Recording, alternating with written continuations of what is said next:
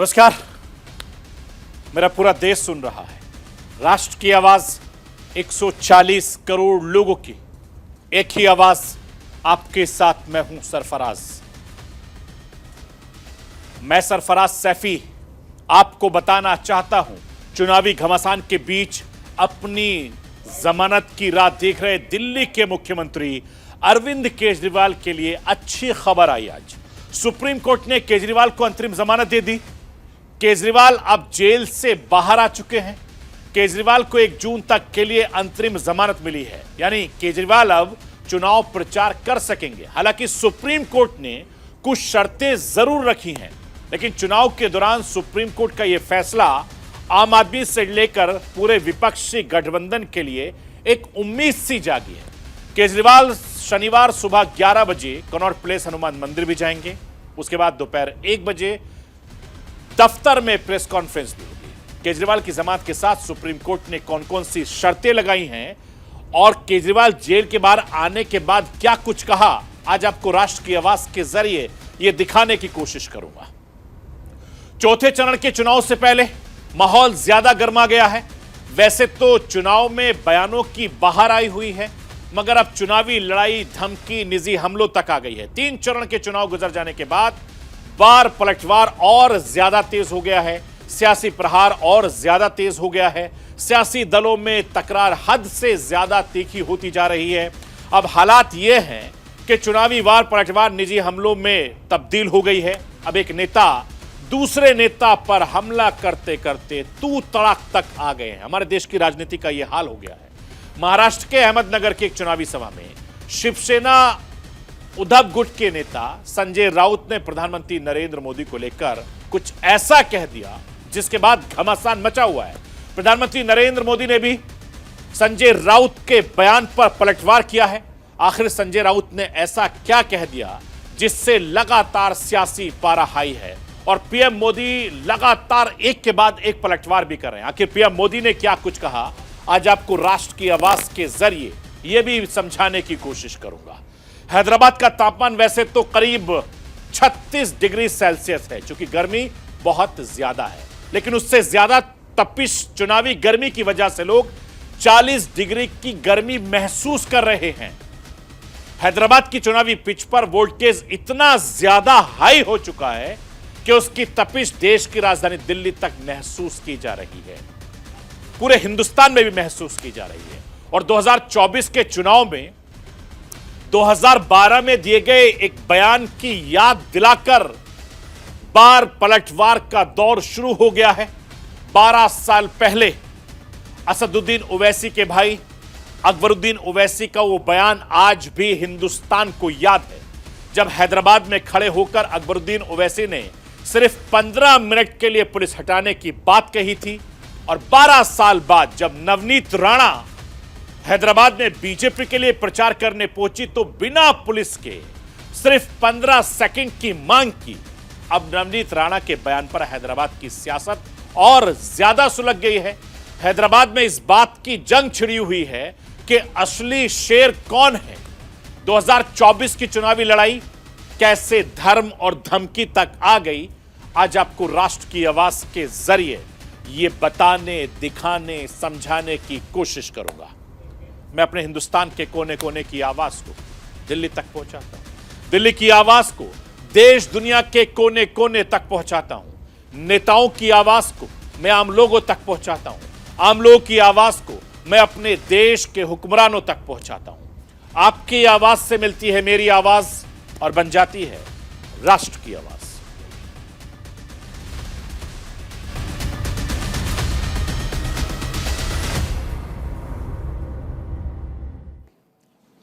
लोकसभा चुनाव के बीच आम आदमी पार्टी को बड़ी राहत मिली है। आम आदमी पार्टी के प्रमुख दिल्ली के मुख्यमंत्री अरविंद केजरीवाल को सुप्रीम कोर्ट से 1 जून तक की अंतरिम जमानत मिल गई है। केजरीवाल 2 जून को सरेंडर करना होगा। दिल्ली के मुख्यमंत्री अरविंद केजरीवाल तिहाड़ जेल से रिहा हो गए। मुख्यमंत्री अरविंद केजरीवाल को जेल नंबर 2 से रिहा कर दिया गया। सीएम गेट 4 से जेल से बाहर निकले केजरीवाल के साथ आम आदमी पार्टी के नेता संदीप पाठक भी थे। केजरीवाल जेल से सीधे अपने घर के लिए निकले। इससे पहले सुप्रीम कोर्ट की तरफ से जमानत का आदेश तिहाड़ जेल पहुंच गया। इसके बाद जेल की रिहाई से जुड़ी कागजी कार्रवाई शुरू हुई और केजरीवाल को तिहाड़ जेल से रिहा कर दिया गया। अरविंद केजरीवाल के बाहर निकलते ही आम आदमी पार्टी के नेता कार्यकर्ताओं में खूब जोश दिखाई दिया। कार्यकर्ताओं ने उनका स्वागत फूलों से किया। केजरीवाल जेल से बाहर निकलने के बाद क्या कुछ कहा, वो राष्ट्र की आवाज के जरिए सबसे पहले आपको सुनवाना चाहता हूं। सुनिए। दिल्ली का चुनाव होना बाकी है। अरविंद केजरीवाल का जेल से बाहर आना ये चुनावी रणनीति को, राजनीति को एक नई दिशा देने का काम करेगा। आज आपके बीच में आके बहुत अच्छा लग रहा है।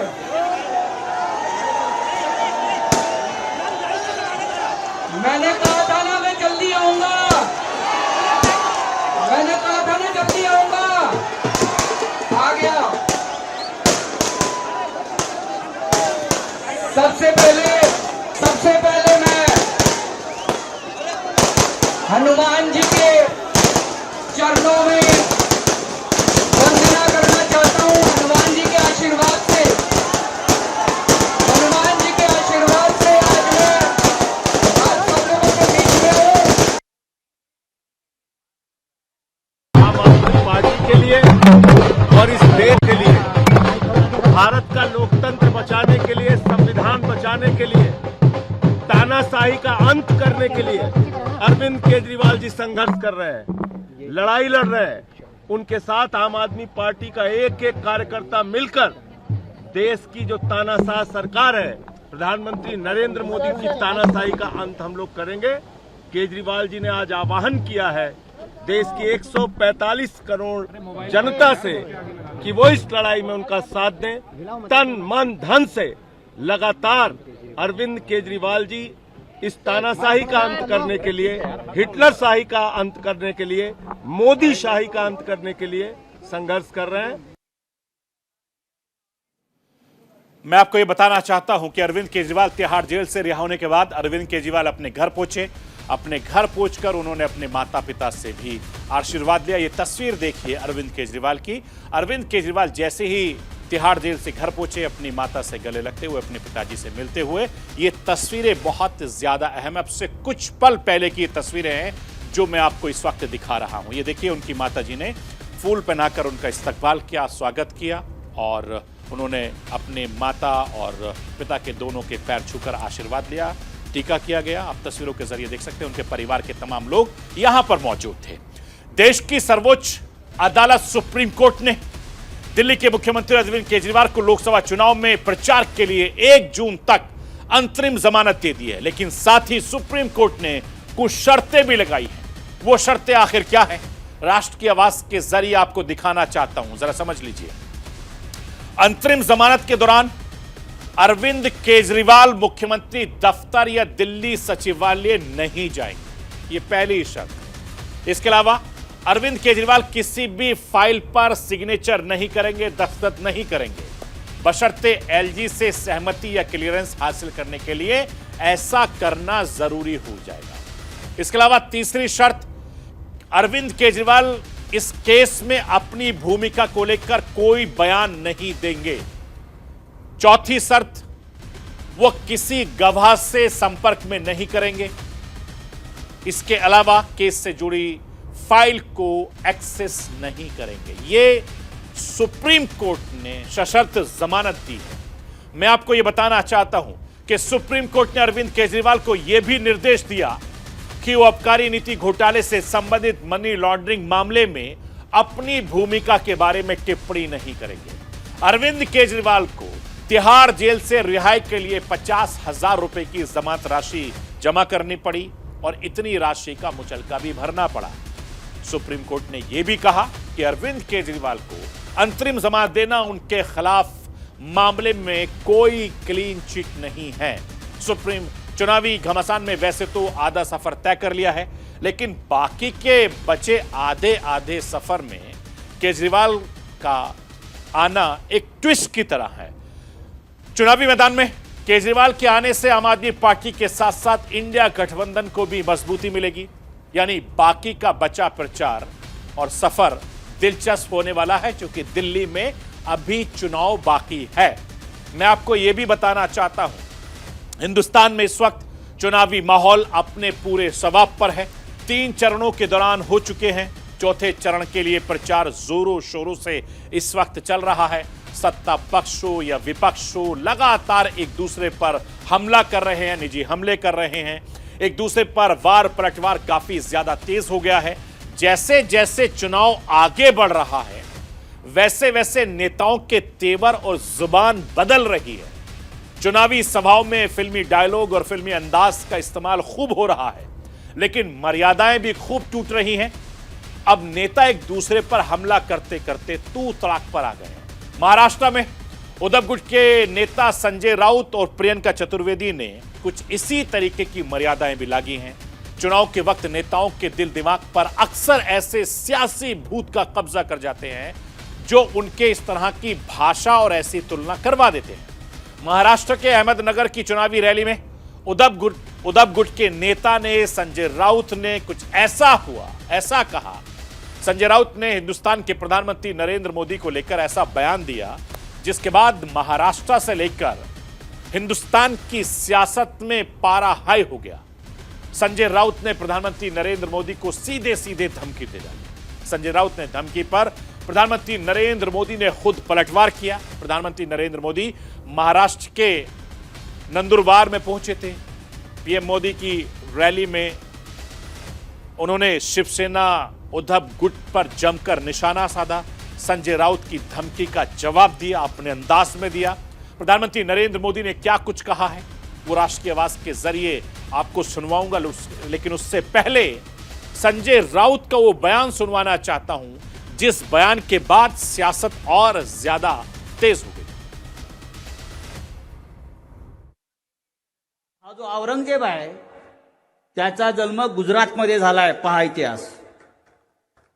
त्याच्यामुळे ती माती जी आहे ती औरंगजेबाची माती आहे आणि त्या मातीतले हे 2 व्यापारी। औरंगजेबाचा जन्म नरेंद्र मोदीच्या गावात झालाय, इतिहास पहा तुम्ही। दाहोद नावाचं गाव आहे अहमदाबादच्या बाजूला। औरंगजेब तिथे जन्माला आलाय गुजरातमध्ये, म्हणून आपल्याशी ते औरंगजेबी वृत्तीने वागतायत। पण लक्षात घ्या, एका औरंगजेबाला या महाराष्ट्रामध्ये आम्ही काढलाय। 27 वर्ष तो औरंगजेब महाराष्ट्र जिंकण्यासाठी लढत होता आणि शेवटी त्या औरंगजेबाला आम्ही या महाराष्ट्रात गाडून त्याची कबर खणलेली आहे। तेव्हा नरेंद्र मोदी तू कौन है? ये संजय राउत हैं, पढ़े लिखे हैं, पत्रकार हैं, बड़े ओहदे पर हैं, लेकिन जिस तरह की भाषा का इस्तेमाल हिंदुस्तान के प्रधानमंत्री के लिए कर रहे हैं, उसके बाद लगातार बीजेपी हमलावर हो गई है। प्रधानमंत्री नरेंद्र मोदी ने इस बयान के बाद खुद हमला किया है, खुद जवाब दिया है।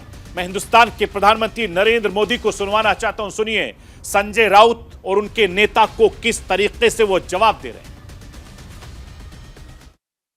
और ये नकली शिवसेना वालों की गरीब से कितनी नफरत है, ये इन्होंने फिर बताया है। ये नकली शिवसेना वाले मुझे जिंदा गाड़ने की बात कर रहे हैं। एक तरफ कांग्रेस है जो कहती है मोदी तेरी कब्र खुद देगी, और दूसरी तरफ ये नकली शिवसेना है जो मुझे जिंदा गाड़ने की बात करती है। लेकिन ये भूल रहे हैं कि भारत की 140 करोड़ जनता, मेरे माताएं बहनें इतनी बड़ी तादाद में जो आई है ना, ये मेरी माताएं बहनें, यही मोदी की रक्षक है। ये मातृशक्ति मेरा रक्षा कवच है। मुझ पर मातृशक्ति का इतना आशीर्वाद है, ये लोग चाहकर भी मोदी को जीते जी भी और मरने के बाद भी जमीन में नहीं गाड़ पाएंगे।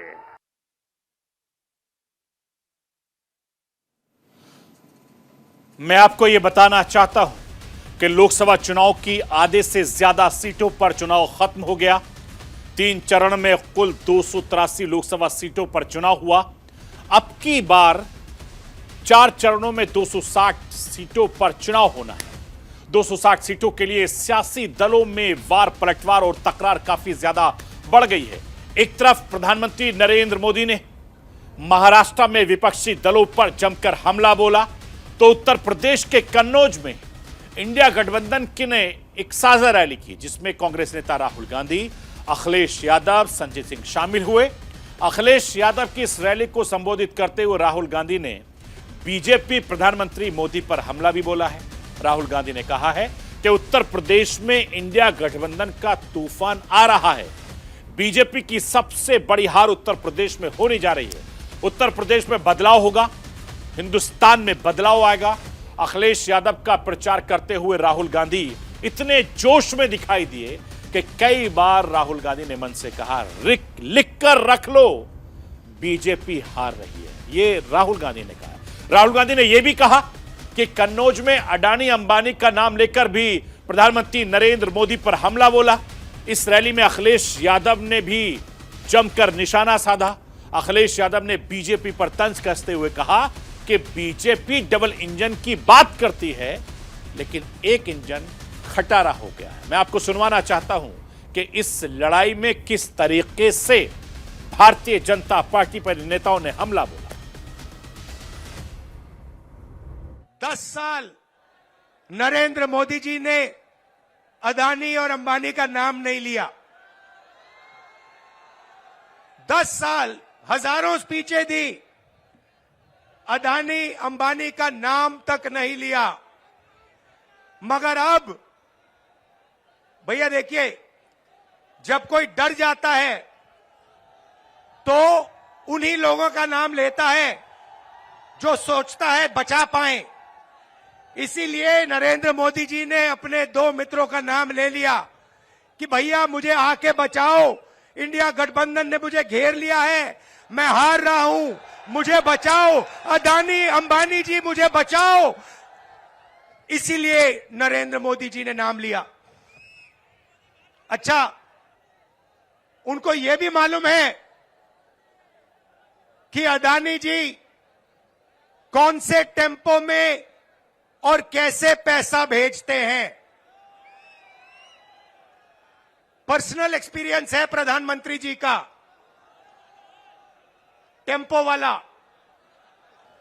जनता को झूठी बातें और वादे झूठे देकर के गुमराह करने का काम किया है। हम सब मिलकर के इंडिया गठबंधन और समाजवादी पार्टी मिलकर के इनको सबक सिखाने जा रही है। ये लोग जो हमारे आपके पीछे और संविधान के पीछे पड़े हैं, जो अपने आप को कहते थे कि डबल इंजन की सरकार है, ये बड़ी बड़ी होर्डिंगें आप इनकी देखो, जो बड़ी बड़ी होर्डिंग लगाए हैं, जो अपने आप को डबल इंजन की सरकार कहते थे, उनका एक इंजन गायब है। और जिस इंजन के लिए वोट मांगने आ रहे हैं, वो खटारा इंजन तो कहीं होर्डिंग पे दिखाई नहीं दे रहा है। मैं आपको यह बताना चाहता हूं कि चौथे चरण के मतदान से पहले शहमात का खेल इस वक्त चल रहा है। अभी तक हुई वोटिंग से यह साफ नहीं हुआ है कि मतदाता किधर जा रहे हैं, जबकि चुनाव का आधा सफर खत्म हो चुका है। इसलिए कांग्रेस बीजेपी के नेताओं ने गियर बदला है। 2 दिन पहले प्रधानमंत्री नरेंद्र मोदी ने तेलंगाना के करीमनगर से 2024 के चुनाव में अंबानी अडानी की एंट्री कराकर कांग्रेस, खासकर राहुल गांधी के लिए एक दांव फेंक दिया, जिसका जवाब उत्तर प्रदेश के कन्नौज से राहुल गांधी ने दिया। प्रधानमंत्री नरेंद्र मोदी ने आखिर अंबानी अडानी को लेकर राहुल गांधी पर क्या तंज कसा, वो मैं राष्ट्र की आवाज के जरिए आपको सुनवाना चाहता हूं। ये कांग्रेस के शाहजादे पिछले 5 साल से सुबह उठते ही माला जपना शुरू करते थे। 5 उद्योगपति, 5 उद्योगपति, 5 उद्योगपति, फिर धीरे धीरे कहने लगे अंबानी अडानी, अंबानी अडानी, अंबानी अडानी।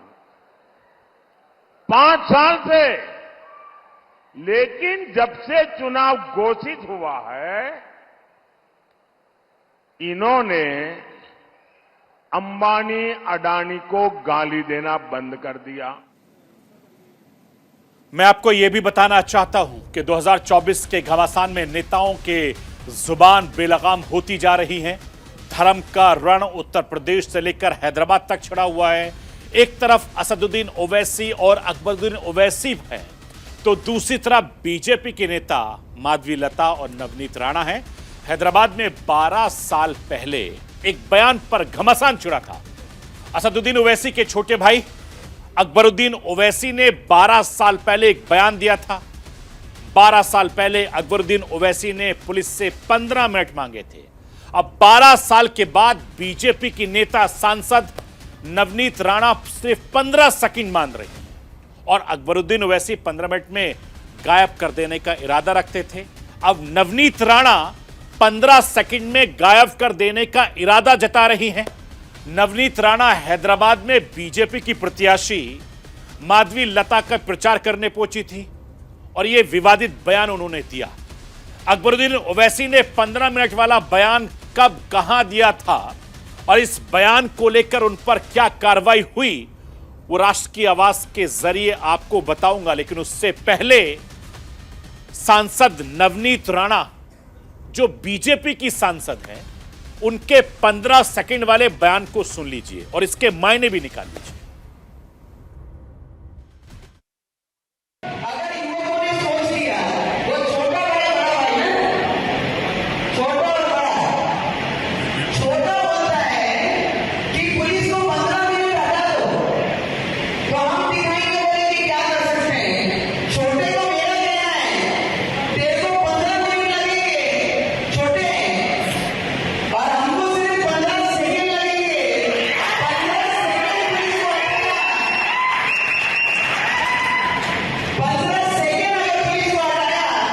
तो छोटे को बड़े को ये पता नहीं लगा कहां से आया और कहां को गया। सिर्फ 15 सेकंड लगेंगे हम लोगों को किस मंच पे आ गए। मैं आपको यह बताना चाहता हूं कि 12 साल पहले सांसद असदुद्दीन ओवैसी के भाई अकबरुद्दीन ओवैसी का वो बयान आज भी हिंदुस्तान को याद है, जब हैदराबाद में खड़े होकर अकबरुद्दीन ओवैसी ने सिर्फ 15 मिनट के लिए पुलिस हटाने की बात कही थी और उसके बाद उनके खिलाफ मामला दर्ज हुआ, जेल भी गए। अकबरुद्दीन ओवैसी के इस बयान के बाद जनवरी 2013 में उन्हें देशद्रोह और राष्ट्र के खिलाफ युद्ध छेड़ने के मामले में गिरफ्तार किया गया था। तब अकबरुद्दीन ओवैसी तकरीबन 40 दिन तक जेल में बंद रहे। अप्रैल 2022 में अकबरुद्दीन ओवैसी को बरी कर दिया गया। तब अदालत ने सबूतों के अभाव का हवाला दिया था और यह केस तकरीबन 12 साल चला। लेकिन पुराने बयान की याद दिलाकर नवनीत राणा ने फिर से बयानों का युद्ध शुरू कर दिया है। पहली बात 15 मिनट से शुरू हुई और अब 15 सेकंड पर आ गई। फिर असदुद्दीन ओवैसी ने कहा कि 15 घंटे क्या, 15 मिनट क्या, 15 घंटे ले लीजिए, जो करना है कर लीजिए। अब असदुद्दीन ओवैसी भी धमकी का जवाब धमकी से दे रहे हैं और कह रहे हैं कि एक बार अगर छोटे को छोड़ दिया तो वो किसी की नहीं सुनेगा। मैं आपको असदुद्दीन ओवैसी को सुनवाना चाहता हूं। सुनिए असदुद्दीन ओवैसी ने क्या कुछ कहा। 15 सेकंड हमको दो, छोटे बड़े को गायब कर देते। अरे मोहतरमा, छोटे को बहुत समझा के रोक के रखा, छोड़ दूं क्या? और एक बार अगर छोटा निकल गया तो किसी बाप को नहीं सुनता उन्हें सिवाय मेरे। समझा समझा के मियां ठहरो, जरा ठहरो। 2 दिन है, छोड़ दूं? जाके बैठ जाता हूं मैं, मुमताज खान बैठते, हम भी आम खाते हुए। और असदुद्दीन ओवैसी के इस बयान के बाद नवनीत राणा ने पलटवार कहा है, पलटवार किया है। क्या कुछ कहा है वो भी राष्ट्र की आवाज के जरिए आपको सुनवाना चाहता हूं, सुन लीजिए। बड़े ने ओवैसी ने कहा कल एक मंच पे बहुत उत्साह के साथ, हेट्रेड स्पीच के साथ, कि मैंने छोटे को दबा के रखा और हमारा छोटा तोप है। मैं आपको बताना चाहूंगी बड़े कि ऐसे तोप को तो हम घर के बाहर सजावट के लिए रखते हैं। बड़ा कहता है कि छोटा हमारा खूंखार है। अरे ऐसे खूंखार हम घर में पालते हैं। ये याद रखना कि मैं भी माजी सैनिक की बेटी हूं, कि मैं भी देखना चाहती हूँ मुर्गी और मुर्गी का बच्चा कब तक खैर मनाता है। और ये हैदराबाद की लड़ाई है, अभी और ज्यादा तेज होनी बाकी है। आगे आगे देखते जाइए कि हैदराबाद में क्या कुछ और होगा। जिस तरह की बयानबाजी हो रही है, दोनों पार्टी के समर्थक, कार्यकर्ता, नेता लगातार भड़के हुए हैं। तो ये थी राष्ट्र की आवाज। बाकी खबरों के लिए आप बने रहिए न्यूज इंडिया के साथ। सोमवार रात 9 बजे फिर होगी मुलाकात।